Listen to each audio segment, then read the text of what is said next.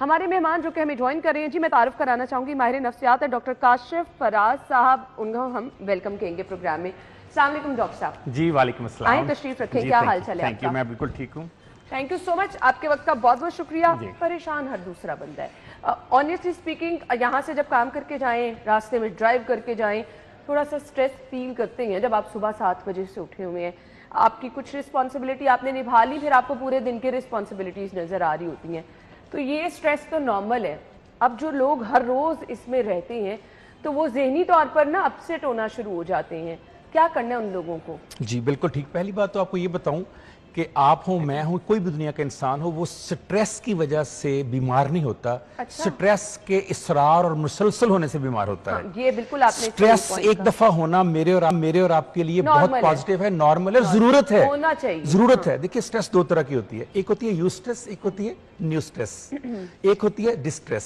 Distress ہے negative stress, you stress ہے positive stress, new stress ہے کچھ کرنے کے لیے جی، اور نیو سٹریس ہے وقتی سٹریس۔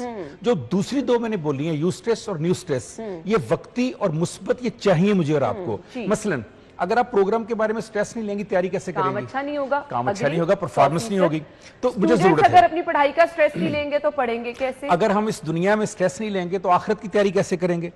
تو آپ جتنی مثالیں بھی لیتے چلے جائیں، تو یہ ضرورت ہے۔ مگر ہوتا یہ ہے کہ بعض اوقات اس سٹریس کی وجہ سے جو اوریجنلی میرا کام ہے وہ متاثر ہو جاتا ہے، دیٹ از کالڈ ڈسٹریس، یعنی نیگیٹو سٹریس۔